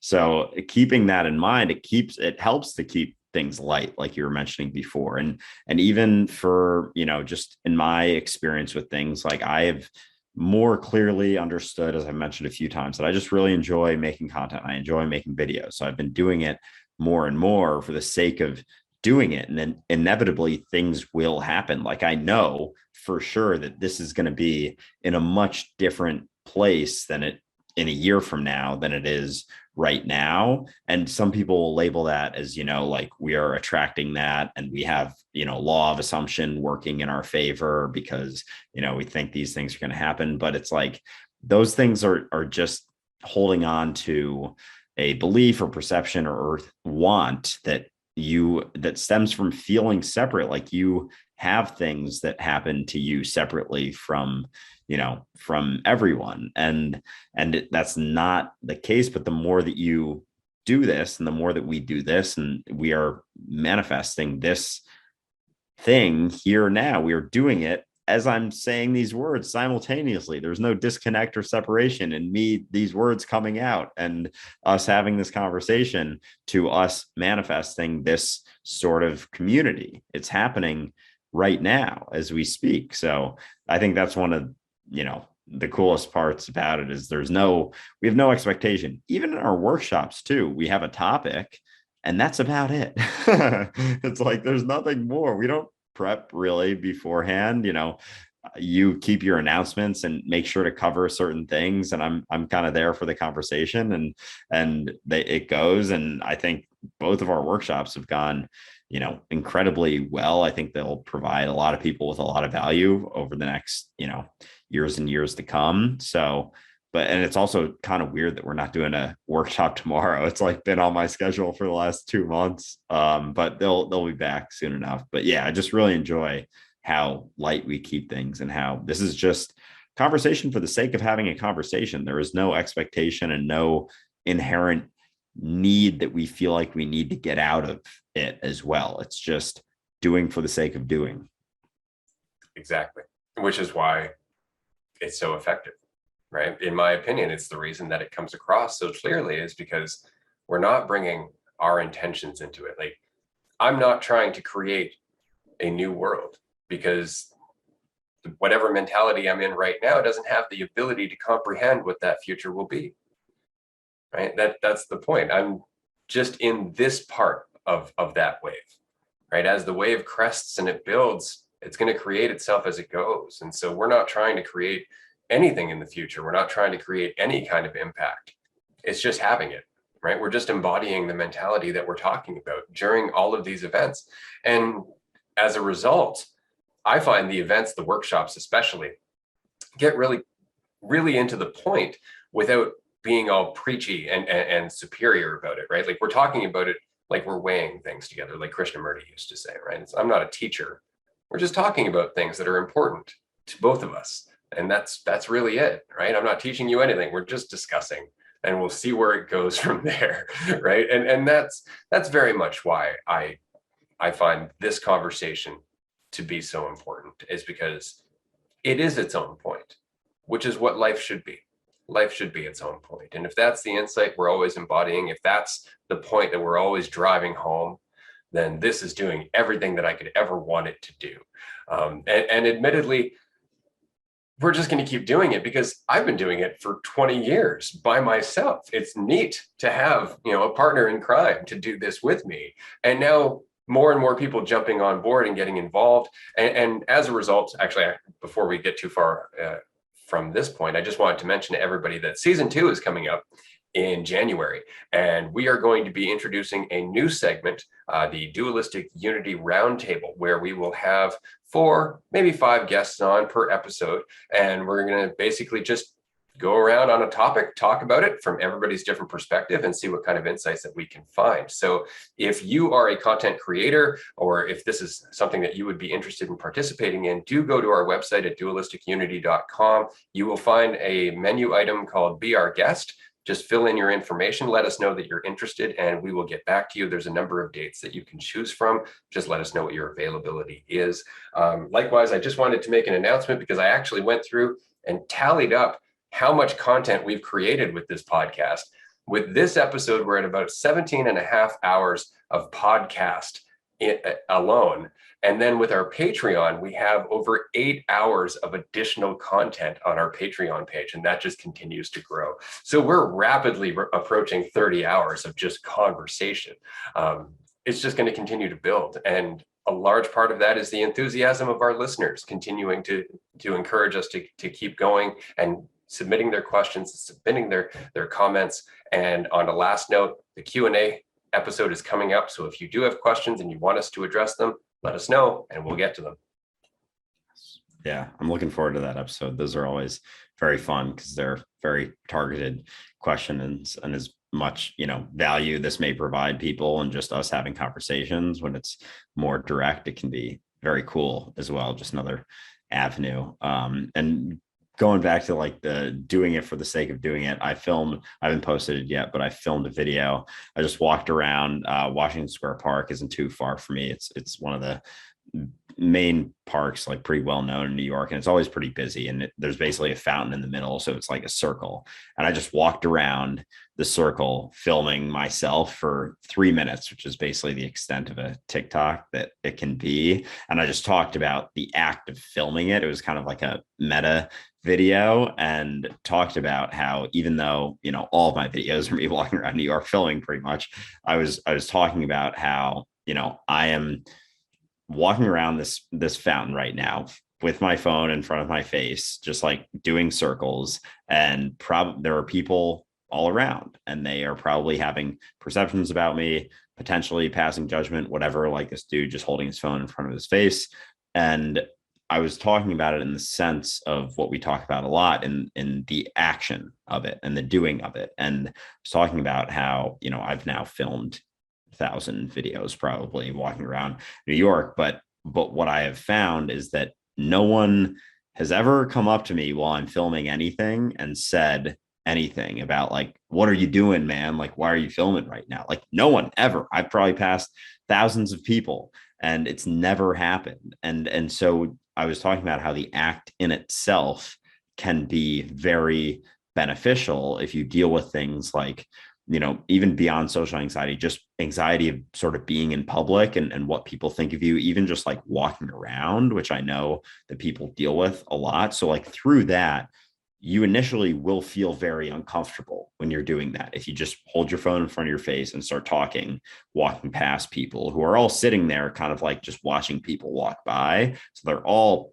probably passing some sort of judgment who, God knows what it is actually. But what I've found is sometimes I will be a tiny bit uncomfortable when I start. It's much less so now than it used to be when I first started doing it. But eventually, you just keep doing it and the discomfort begins to settle more and more and more. And as you keep going, it just begins to settle. So I finished off talking about like when you are able to become comfortable in that feeling of discomfort, there's no more discomfort. And as discomfort arises, you can face it, which is the only way to truly qualm and settle those feelings. It begins to settle down. And then as it comes up, you face it, you get comfortable in it. And all of a sudden, there isn't really much discomfort left to have. And it's through doing it. So I kind of made a video talking about it while I was doing it. It was kind of like that meta sort of idea. But yeah, I think it can be incredibly helpful. And I've just been trying to film more of just like little rants about stuff, and especially something like that. And I'll probably just start filming more and just like, this is me walking through New York through a crowd of people, filming myself. Started out a little bit uncomfortable. I'm not as uncomfortable anymore. I can feel it settling as I'm speaking. Give it a shot if you have feelings like this. Absolutely. I mean, it's not your typical sales pitch that our society would make, which is, if you're uncomfortable around people, here are things that you can do to change your environment to make yourself less uncomfortable, right? What you're saying is, that's only going to last until you feel like you're out of control again. Go through the discomfort, find your balance. Suddenly discomfort's no longer something you have to fear. Be uncertain. Be completely honest about the fact that you really don't know anything other than you are here now. Everything else is a guess. Everything else is speculation at best, an assumption, which can be useful, can be very useful. Like if I'm going to build a house, I'm going to assume that the land I'm building it on isn't just going to collapse into a hole in the ground. It's totally possible, but I'm going to assume it's not because I'm trying to build the house, right? Now, if it did, well, at least I'm aware that anything could happen. So I'm not overly invested in that outcome, in that house being finished, right? It's a reasonable expectation that it's going to get finished, but heaven forbid, something could go wrong. That's all we're talking about. We're always just talking about being reasonable. At the end of the day, we're just saying, just don't overcommit to any one end result making you happy. And you will pretty much always be in a state where happiness is possible. Yeah. Something I keep coming back to the like crosswalk situation, but something I was thinking about was that beliefs, it's okay to have beliefs, and we always kind of have beliefs in things to a degree, but it's when we take them as truth and feel the need to defend them that it becomes, a sort of type of situation. So I was just thinking with the crosswalk thing, like you can either with the crosswalk have a belief in yourself and your eyesight, or a belief in the crosswalk signals. And having a belief in the crosswalk signals, that'll get you a certain place until there are other factors in play, like a car running through a red light. And all of a sudden there's a walk sign and you don't even bother trusting your eyes because you have all of your belief as truth in the crosswalk and in the stop versus walk sign. And as soon as that walk goes, you have your blinders on and you get smacked by a car and you're dead. And if you only had that belief in yourself and that true faith in yourself, you don't even need a crosswalk. You can just look both ways.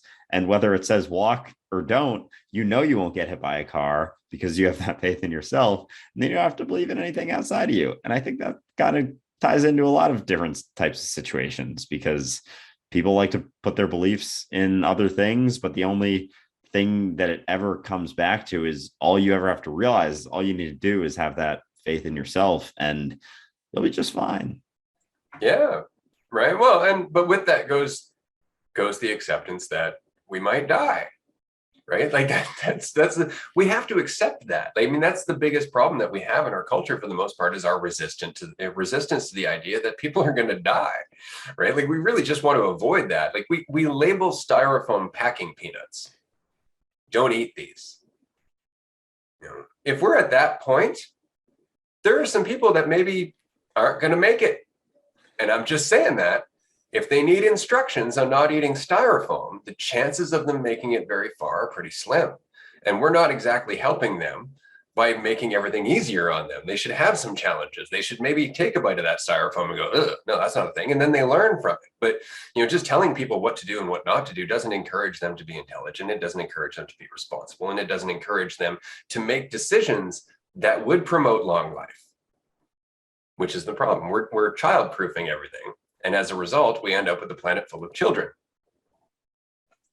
Yeah. And that whole idea of allowing people to fail, like as usual, not going to name names, but, certain people in my life, I've had discussions about this, about, one person not really allowing someone else to fail and kind of doing things for them all the time with the fear that, they won't get to a certain place.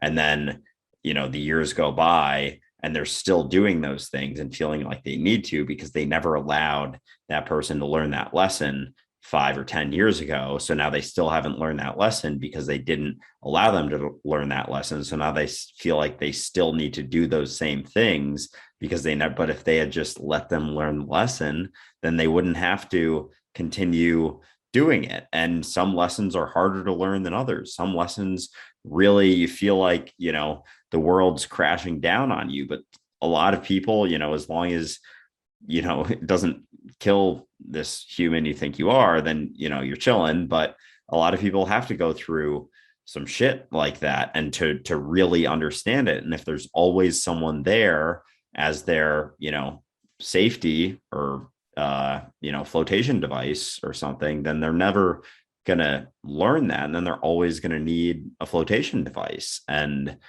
until they actually learn that. And then the more that happens, the more pressure and the more potential for a larger and larger quote unquote failure to happen. Whereas if you just allow them to kind of naturally occur and allow those smaller failures to happen, then they'll learn from that. But they're not going to learn from it by having that, flotation device next to them their entire life. So true. There is another pandemic happening in our culture, and it's the rate of occurrences where children aren't leaving the home, that they're just staying into their 30s, and their parents, not wanting to view themselves as bad parents, are letting that happen, allowing them to just continue to wallow in comfort and not face any challenges and not face any discomfort and grow as a person. And then all of a sudden in their 30s and their 40s, they're completely irresponsible. They have no sense of personal value or meaning or accomplishment or anything. And they're wallowing through depression. They're wallowing through social anxiety. They're judging themselves. They're like, I can't tell you how many clients I've had who have gone through this, not just the person who's living at home, but the parents after the fact or during the fact going, I don't know how to deal with this. It's like, well, you kind of put yourself here. And you put yourself here by trying to avoid hardship and discomfort. It's like if you're in your early 20s, move out and get a roommate if you have to, or whatever. Find a cheap, shitty apartment. Do it the hard way. You'll learn from it. And at least then 10 years down the road, when you have a better apartment or you found your way into a different situation, you have some context there. You move into a slightly better apartment, and all of a sudden your old shitty apartment informs your perspective of your new apartment. All of a sudden you're like, woo, I have an extra bathroom, or, oh my God, there's a room I can live in now, like aside from my couch. things like that. These are all character building things. Not only that, but moving into the place, meeting your landlord, getting a job, meeting your bills, doing all that. I mean, these are all things that are unpleasant. Nobody wants to go through them in our society, especially because, as we mentioned at the beginning, it's kind of pointless, but you will learn about yourself through those things. You will learn how to grow as a person, how to face things when you don't know what's coming. And so if you're not actively out there trying to embrace that uncertainty, if you're not actively out there just challenging yourself, you're going to end up in a position where you don't have the strength when the challenge does arise in earnest. And that's something that I tell my daughter all the time. It's like, by a certain age, you should want to move out. And it's not that you can't come home.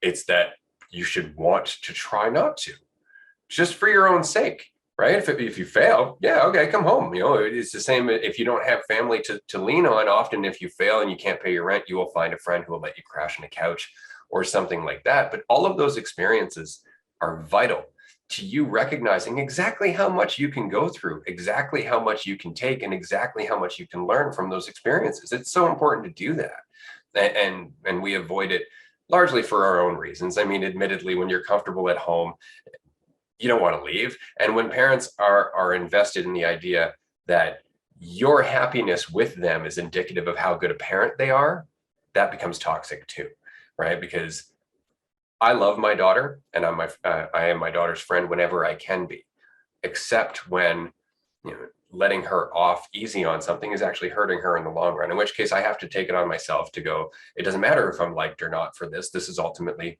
what's going to help her in the long run. And so I have to do that in myself. I have to face that insecurity in myself in order to do something positive, which is what we've been saying through this whole episode, right? Is that ultimately the cure for this disease of the ego is awareness and self-honesty, right? Vulnerability and the willingness to be uncertain and to just be where you are without some vested interest in evaluating yourself or some vested interest in getting somewhere. And that's what we're talking about. If the Dualistic Unity podcast is about anything, it's just clearing the distortion.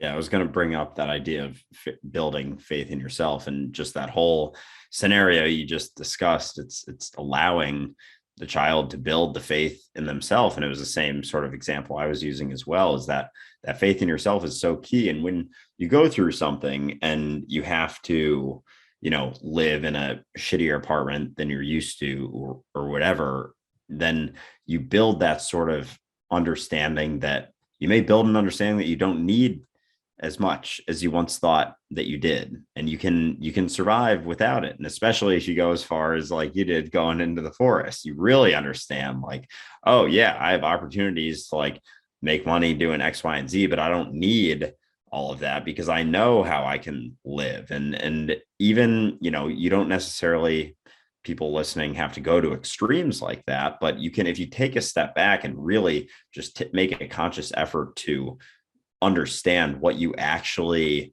enjoy doing, like what actually brings you joy and happiness and peace in your day-to-day life. And you may realize that a lot of the things that you're striving for, a lot of the things that you want, a lot of those things that you think are, you know, peak success aren't what you actually want and aren't what you actually value. And then all of a sudden, you know, you're making X amount of money. It may feel like you're making more because you're not spending it on all the things that you have been told, you know, are the pinnacles of success, or show other people that you have value. Because, you know, like those billboards I put out in Soho, you are perfectly whole and complete exactly as you are right now. If you really understand that, there aren't as many feelings of lack where you feel like you need to spend all of this money, and all of a sudden you have more to do with things you actually enjoy, and maybe you can start living your life a little bit differently than you were. But yeah,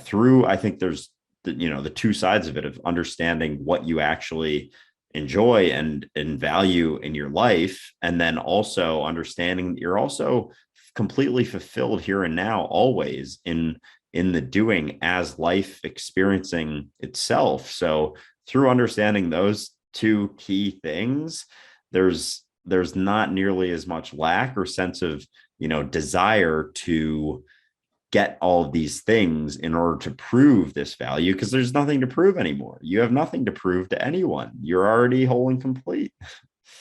Exactly.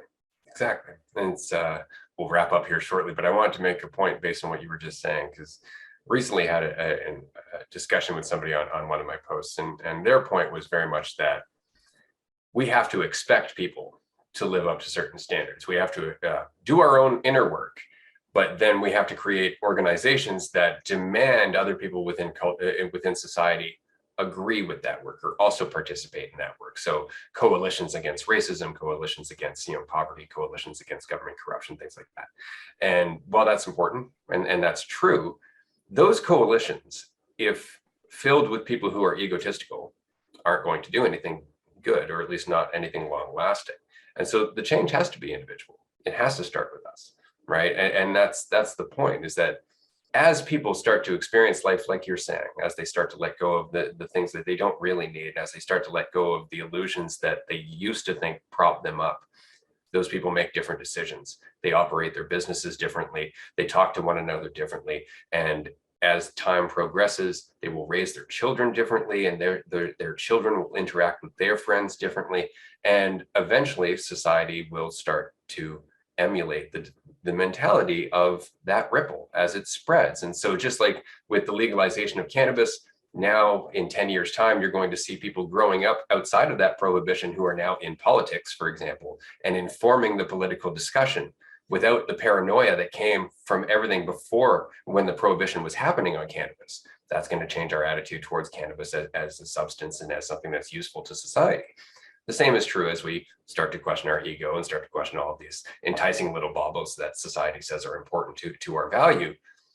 That's going to change society too. All of a sudden, 20 years down the road, people who are invested in questioning themselves and finding that state of uncertainty and peace within their own existence are going to be making decisions that affect more people. They are going to be creating more sustainable ripples and more impactful ripples, because they will have all of that time behind them to refine their own peace.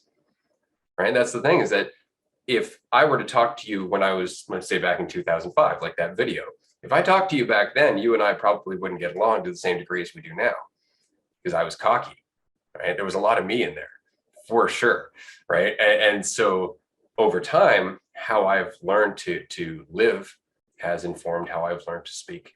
And that's informed how I've learned to interact with people in my business and otherwise. And that's changed everything. So we're always refining the ripple. It's just a matter of getting into the ripple. It's a matter of discovering, oh, right, I'm caught in an undercurrent. I can get out of that and ride the wave to shore, right? And that's very much what we're working on. Yeah, I feel like it always comes back to getting yourself out of the way and allowing things to be and to flow. And yeah, it's interesting. So when you were back in 2005, would you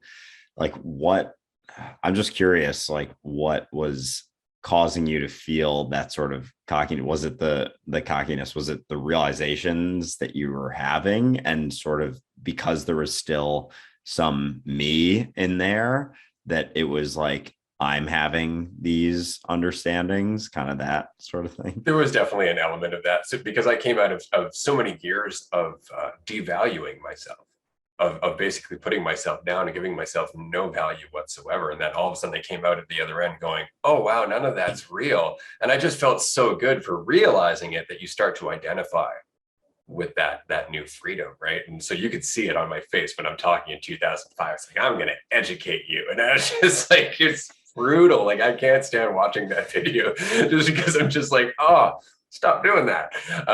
But the information's solid. Like, the insights I'm talking about are solid, but it's the way it came across. It's the way that I was looking at it from my own point of view that was distorting how much of what I was saying I was actually able to embody. And that was it. Right? Like, I look back at that video now and I go, that's a great point. Please stop saying it like that.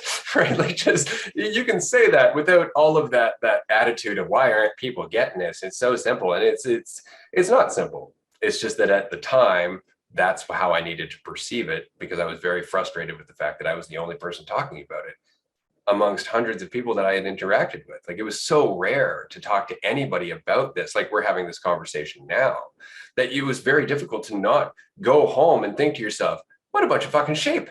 Like, it was just very difficult not to do that. And of course, that's just me being egotistical. That's me going, but now I'm clear about it. I'm all good. And then you slowly start taking it in. It's like, right, but I wasn't always. Right. But that doesn't mean anything about me as a person. And so you start, that's why I always say there was a lot of me in it back then. Whereas now there's very little me in it. And it's just because it's not mine. There's no me to take credit for any of this, right? I'm not saying anything that isn't always there.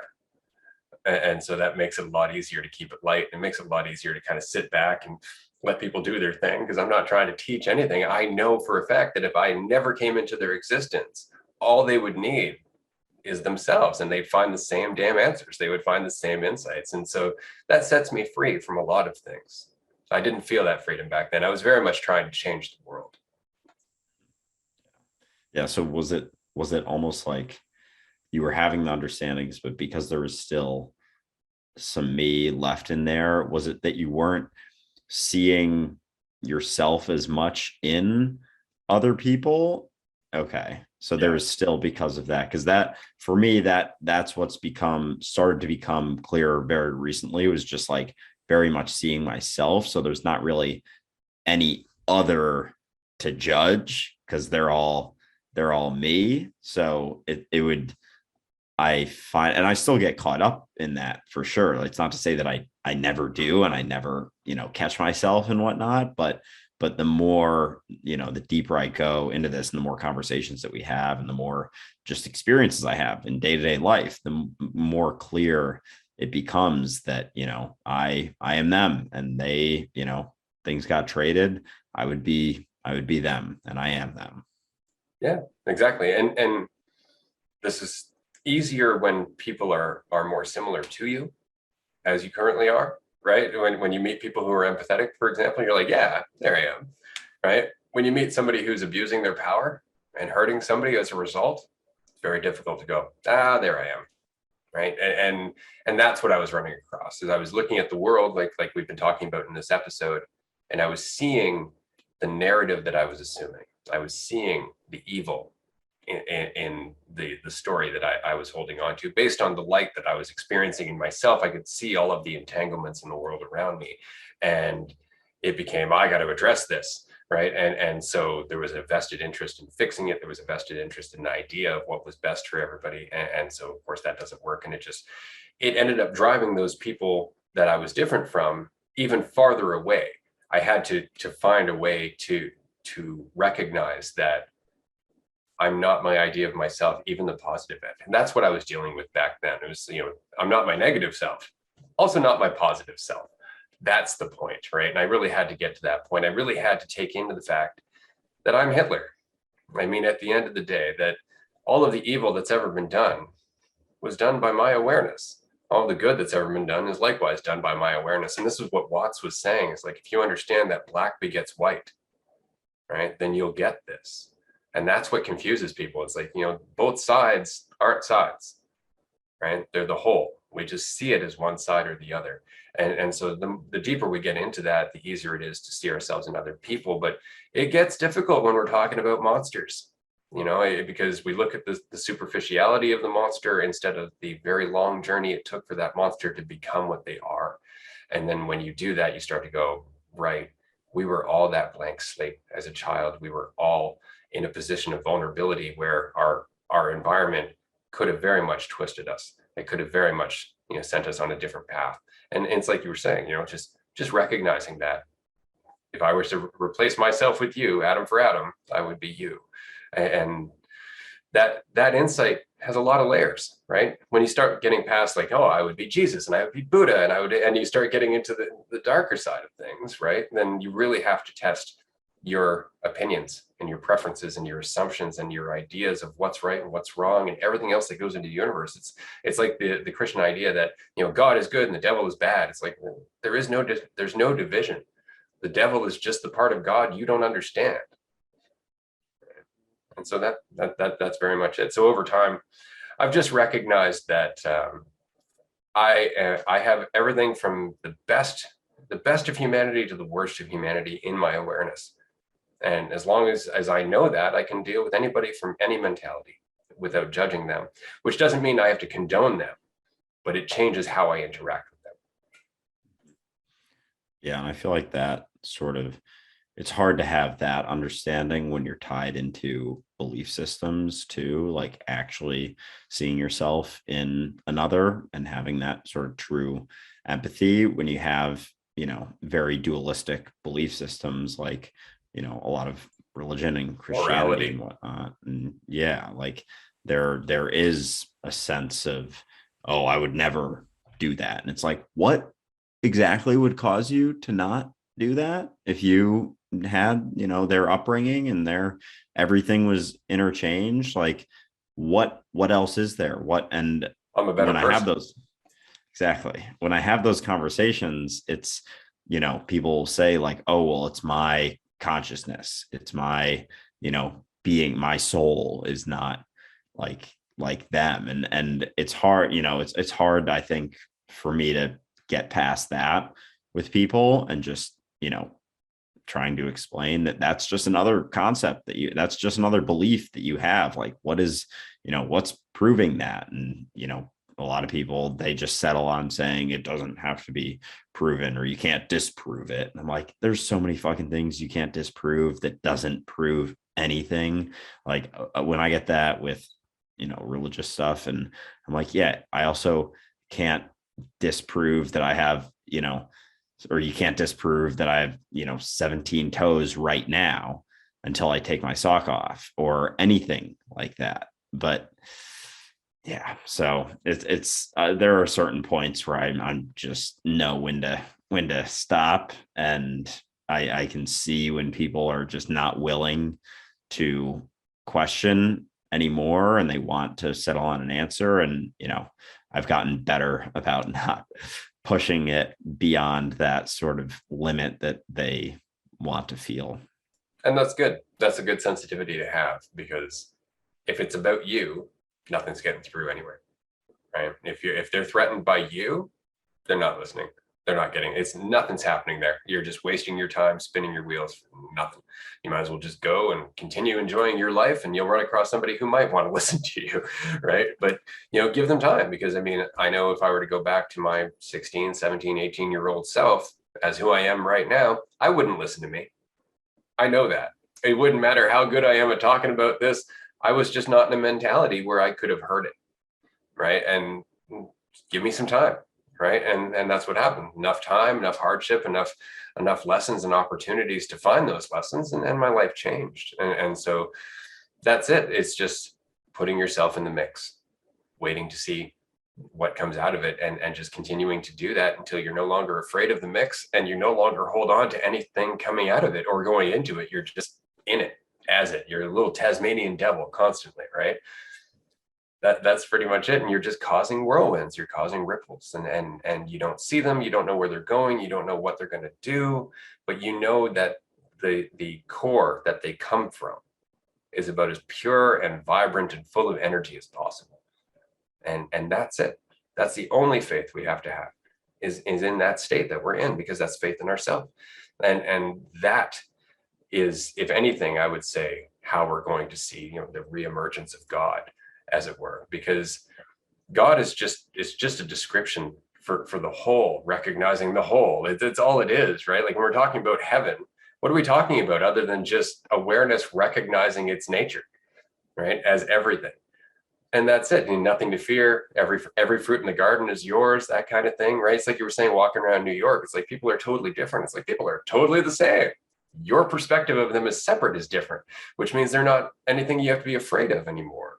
They're not anything you have to judge anymore. They're not something outside of yourself. And so your interaction with them changes, your perspective of them changes, your mentality going into conversations with them changes. And that changes them.